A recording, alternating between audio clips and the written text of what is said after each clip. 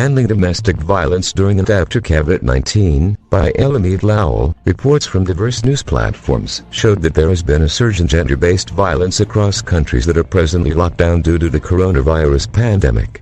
Ukraine has experienced 26% increase in domestic violence in the first 2 weeks of quarantine.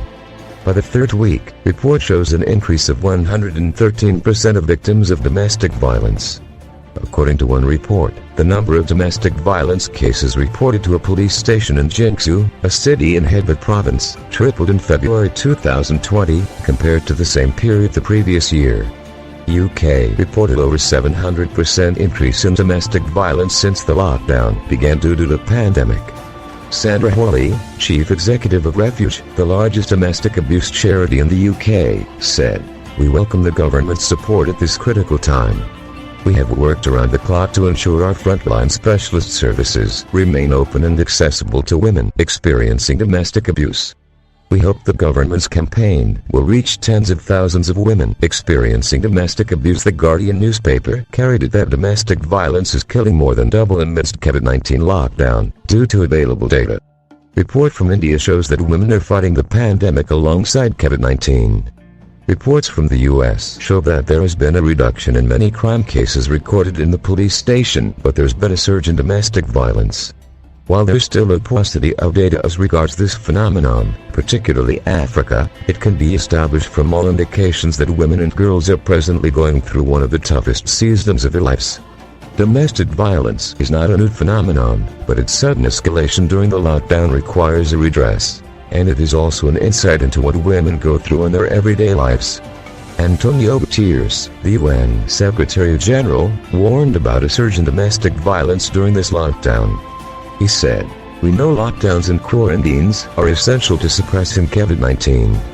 But they can trap women with abusive partners. For many women and girls, the threat looms largest where they should be safest, in their own homes." He made an appeal to governments across the world to ensure the safety of all during the lockdown. The present domestic violence is a manifestation of certain disequilibrium that has always existed across societies. And this posits unresolved questions. Why are women general victims of domestic violence? Is it because they are considered weak, or the society don't have regards for women? If these questions are valid, we may as well ask, why are men not properly trained to treat women fairly and justly? Considering these questions, our explanation would bother around the structure of the society, government policies, social-based factors, personal disposition of individuals. All these three factors work hand in hand. Generally, I feel there is a lot of education that should still be done. People still don't know how to live with one another peacefully. And this is particularly amazing between two married individuals. It is expected that husbands should love their wives. But reports show that many of the domestic violence happen between husband and wife. Teaching the male and female the basic principles of living together has been greatly underestimated. We are grateful to governments around the world that are legislating policies to put an end to domestic violence. At least, this will curtail the excesses of certain individuals when they realize the consequences of their malevolent behaviors. But more closely is to look at what is it that people have been taught wrong. That's what a solution is. And with this, we wouldn't be treating the symptoms, we would be putting an end to the cause. There are certain men that all their lives they have been taught the wrong things. Experience has taught them to be violent towards women, coupled with their personal makeup. Some men have more aggressive tendency. For such men, government policies would to some extent curtain their excesses. And they would also seek for help when they realize they are bound. There are also some certain men that they are angry about something. For instance, a man can be angry about how rudely his mother talked to his father while he was growing up. To him, he wished his father had beaten his mother to teach her lessons in some cases. But he was greatly disturbed that he didn't. If the father didn't give him explanation why he walked away from being violent towards his mother he had considered to be rude, he may develop an explanatory lifestyle that he wouldn't accommodate any woman to be rude to him, particularly his wife. He has developed a warped view of his father not being a man enough. To him, he must show what a macho he is. He holds the view that women should be taught lessons when they behave indiscriminately. He begins to equate his violence as a justification for wrongdoing, however the misdemeanor of the woman. For such a man, when he has a woman under his roof, He assumes a domineering attitude to shield himself from what his father had accommodated that he wasn't willing to. In that case, he is defensive about something he had experienced while exhibiting another extreme social vice. This is the opposite of men who are violent because their parents were violent. Sometimes, it is not all men who are violent that have violent parents. Some children resent their parents for not being violent, and they transfer this attitude into their own intimate relationships. For the woman who was at the receiving end of the violence, 3 things may also happen. She has not been properly taught to live with a man. As education is compulsory for the male, so it is for the female. Let us also take the same explanation we used for the man. A woman who grew up with a mother who talked rudely to her husband may also think that is how to talk to a man. Children are generally protective of their parents, and as they grow, they group their parents into 2 categories, the good and the bad. A good parent is one who satisfies the wishes of the child. If the goodness of this parent is consistent, the child leans towards protecting that parent. No child likes to see his or her parents fighting, particularly when he or she realizes who was at fault. His or her protection leans towards protecting the one that is justified. That's just a child moral justice system. It is innocent, but this can be corrupted. Let us assume the bad parent is good towards the child. The child has a justification for the badness of his mother, which is her goodness towards him or her. It can also happen the other way around. Now we see why a girl may think while growing up that her mother's attitude towards the father was right.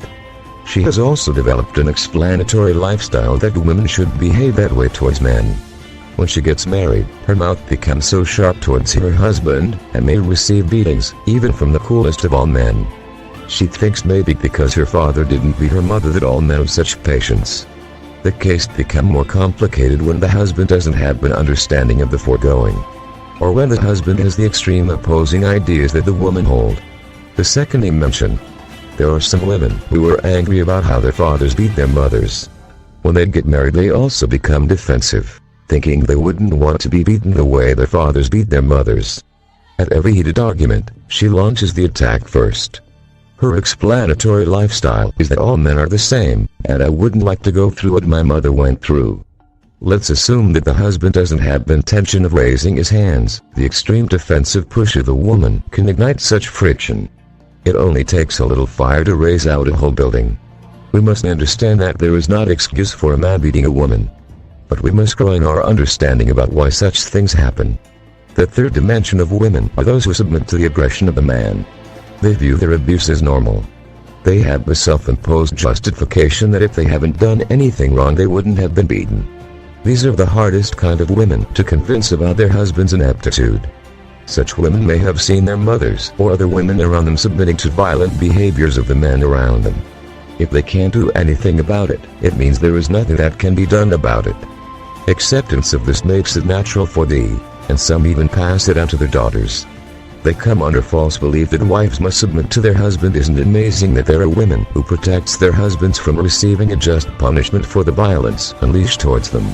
And despite the view that many women hold that is how the society works, some believe their husbands are lord over all. These complications exist when they also hold as absolute biblical injunction of wife submission in the absence of the other end. Husbands, love your wives as Christ loves the church, and gave himself for her. He hates his wife, hates his own body, for two shall become one. Of this third dimension is social disempowerment, a situation of helpless and silent conformity. It is possible for two individuals who have not been taught properly to come into intimate relationship. Now, let's look at the personal composition of a child. There are children that expresses aggression more than others.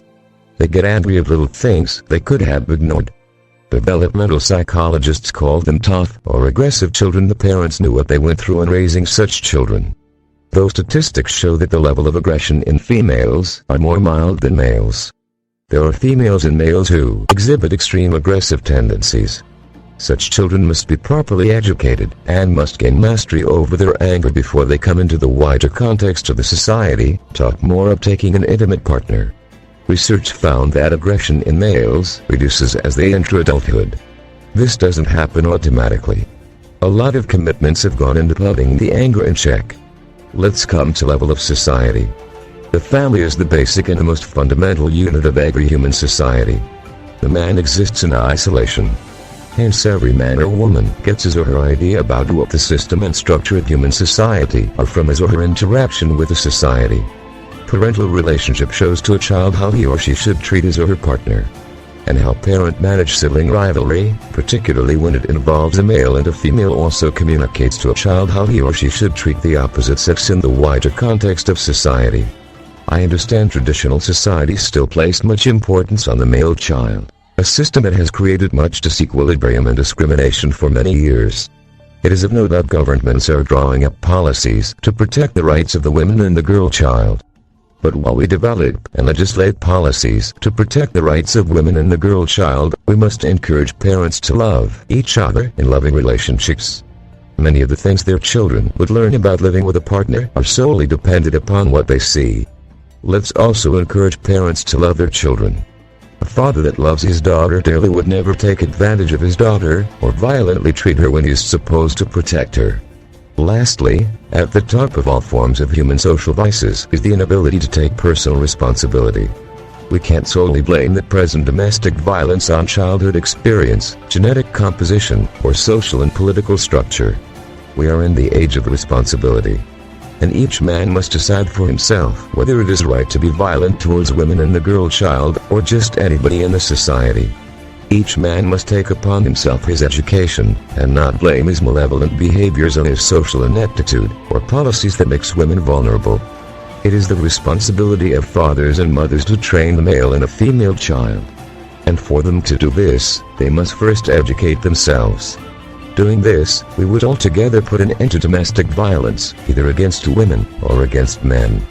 Note: if you are experiencing domestic violence, it is your responsibility to report to the appropriate authorities. And if you are a perpetrator of domestic violence, make yourself available for help. There are many professionals that are willing to help. For more resources from Alamid Lowell, log on to lowell.com.